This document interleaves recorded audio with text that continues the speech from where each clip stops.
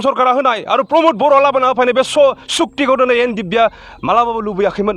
सिगाङावनो खुलुमबाय लोगोफोर, दिनैनि बे भिडिअ'आव नोंथांमोना मोनथिनो मोनगोन एनडिएफबिफोरनि सोमोन्दै। दिनैनि दिनावबो एनडिएफबिफोरा मानि थाखाय सरकारनि सायाव खुद्रिनांगौ गोनां जाखो? दिनै गोजोन गोरोबथानि उनावबो दिनै एनडिएफबिफ्रा मानि थाखाय लामा धरना ओंखारनो गोनां जाखो? नोंथांमोना दिनैनि बे भिडिअ'आव बिथांमोननि सोमोन्दै मोनथिनो मोनगोन। 2020 मायथाइनि 27 जानुवारि, जाय दिनाव एनडिएफबि, एबसु, इउबिपिअ बिसोर मोनथाम आफादफोरा दिनै आसाम सरकार, भारत सरकारनि गेजेराव मोनसे गोजोन गोरोबथा जानानै थाङो। जाय गोरोबथाखौ दिनै रायजो राजाफ्रा गोबां अनसायदोंमोन, गोबां बरायदोंमोन। नाथाय बे गोरोबथाया दिनै एनडिएफबिफोरनि थाखाय बेसेबां मुलाम्फा जाखो? एनडिएफबिफोरा बे गोरोबथानि गेजेरजों मा मोननो हाखो? जायनि थाखाय दिनै एनडिएफबिफोरनि माखासे दावहारु जोहोलावफोरा दासिमबो भारत सरकार, आसाम सरकार आरो दिनै जोंनि बिटिआर सरकारनि गेजेराव गावसिनि मोन्थाइखौ लानानै दासिमबो सरकारनि फारसे खुद्रिनांगौ गोनां जाखो? बे गोरोबथाया बिथांमोननि मोन्थाइया गैयामोन नामा? बे गोरोबथाखौ बिथांमोना मोनथियामोन नामा? गोरोबथायाव बिथांमोना मा लिरदों बेखौ सिगां मिन्थिग्रोआखैमोन नामा? बै लोगोफोर, दिनै बे भिडिअ'आव जोङो बिथांमोननि सोमोन्दै जोङो मोनथिनानै लानि। जेब्ला जों बिटिआर गोजोन गोरोबथाखौ नायो अब्ला जों नुनो मोनो एनडिएफबिफोरनि माखासे मोन्थाइफोरखौ, जाय मोन्थाइखौ गोजोन गोरोबथानि गेजेरजों मोननाय जादों। गासैबो एनडिएफबिफोर सासेयाव 4 लाख राङैहाय रिहेबिलिटेसन पेकेजनि मुङैहाय होनाय जागोन होननानैहाय दिनै आसामनि चिफ मिनिस्टार हिमन्त बिश्व शर्माया गासै 1105 एनडिएफबिफोरनो सासेयाव 4 लाख राङैहाय रिहेबिलिटेसन पेकेज महरै होनाय जागोन होननानै बुंदों।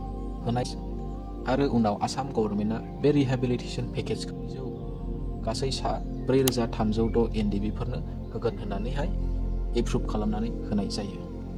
आरोबाव जाय एनडिएफबिफोरा सिगांनि समाव आलादा रायजोनि थाखाय दावहा नांनायाव गावनि जिउखौ दिनै खोमानानै लानांबाय, बे न'खरनो न'खरसेयाव 5 लाख राङै होगोन होननानै दिनै गोजोन गोरोबथायाव लिरनाय जायो।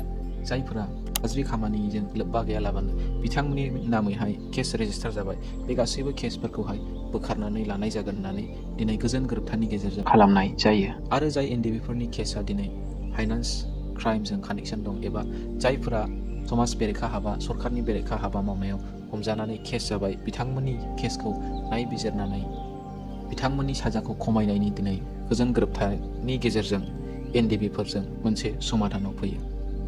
नाथाय दायो जों ससियेल मिडियाफ्राव जोङो नायोब्ला जोङो नुनो मोनो दिनै एनडिएफबिफोरा माखासे मोन्थाइफोरखौ दिनै दासिमबो मोननो हायाखै। बे गोजोन गोरोबथायाव दिनै एनडिएफबिफ्रा एसेबो सान्थि गैया। एनडिएफबिआ बेबायदि सक्तिखौ दिनै खालामनो गोसो गैयामोन, जायनि थाखाय जोंनि सिगनेटारि, जोंनि फाउन्डार प्रेसिडेन्ट दिनैसिमबो जेलाव दङ, जायनि थाखाय जोंनि बिर जोहोलाव लोगोफोरा हारिखौ अननानै गावखौ बाउसोमनाय लोगोफोरा दिनैसिमबो जोबथेसालियाव दङ। जों बेबायदि सक्तिखौ दिनैनि तारिखाव मोननाय भारत सरकार, आसाम सरकार होनाय आरो प्रमोद बर' लाबोना होफैनाय बे सक्तिखौ दिनै एनडिएफबिआ मालाबाबो लुबैयाखैमोन। दिनै जोङो सम बारनानै जों गोसोखांदों मा इमारजेन्सि जानानै दिनै एबसुआ बेबायदि गोदाव सोराव सक्तियाव दिनै साइन खालामनो बा बेबायदि गोदाव सोराव सक्तिखौ दिनै जोंनि गेजेराव लाबोना होफैनाय बे परिबेखौ लाबोना दिनै प्रमोद बर'आ बे समाव एबसुनि आफादगिरिमोन। बे मा इमारजेन्सि जानायमोन? मानोना बिथांमोना जानो हागौ बेबायदि लिरनायफोरखौ दिनै बिथांमोना मोनथियामोन, नायाखैमोन। बिथांमोना सानदोंमोन जानो हागौ दिनै बे गोजोन गोरोबथानि गेजेरजों गासैबो जेलाव थानाय दिनै एनडिएफबिफ्रा दिनै जेलनिफ्राय उदां जागोन होननानै। दिनै गोबां एनडिएफबिफ्रानो दिनै दासिमबो उदां अख्राङाव फैनो हायाखै। बिथांमोना दिनै जेलाव थानो गोनां जादों।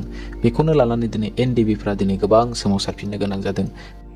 बे फार्स्ट ट्रेक एनआइएनि फार्स्ट ट्रेक कर्टनि रिजाल्टआ जाजमेन्टआ जुदि गाज्रि जानांगौबा बिनि दायनिगिरिया अकल प्रमोद बर' आरो गबिन्द बसुमतारी।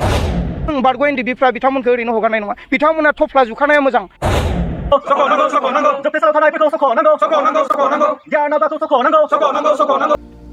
दिनै बिथांमोना एबा जों रायजो राजा बयबो दिनै एनडिएफबिनि गायसनगिरि रन्जन दैमारि सारखौ दिनै गजानो लुबैयो। नाथाय दिनै बिथाङा दासिमबो गोजोन गोरोबथानि उनावबो दिनै जेलाव दङ। मानोना गोजोन गोरोबथायावहाय एनडिएफबिफोरा जेलाव थानायफोरा गगोन होननानै लिरनाय गैया। बेयावहाय माखासे पेकेजफोर, माखासे केसनि सायाव रेहाय होनायफोरल' दङ। जायखौ आं सानो बिथांमोना बै गोजोन गोरोबथा खालामनायावहाय नुवाखैमोन एबा बिथांमोना बेनि सोमोन्दै मोनथियानोमोन। बिथांमोना सिगांनो मोनथियोमोनब्ला दिनै बिथांमोना बेबायदि गोरोबथायाव फैयामोन होननानै दिनै जोङो नुनो मोनो। मानोना बिथांमोना दिनै गावसिनि मोन्थाइखौ लानानै गोजोननाय गैया। आरो बेनिखायनो जोङो नुनो मोनो ससियेल मिडियानि गेजेरजों दिनै बिथांमोना बे गोजोन गोरोबथाखौ नेवसिगारदों आरो बिथांमोना गावसिनि जि हास्थायनाय जि लुबैनाय बेखौ दिनै जाफुंजानो थाखाय सरकारनि फारसे खावलायदों। हाइनान्स आरो NIA केस नांनानै थानाय NDBफोरनि जि रिजाल्ट एबा फिथाइ बेयो गाज्रि जायोब्ला थारैनो जोंनि NDBफ्रा सोमावसारफिनगोन नामा? थारैनो जोंनि गेजेरावहाय सोमावसारनाय जाफिनगोन नामा?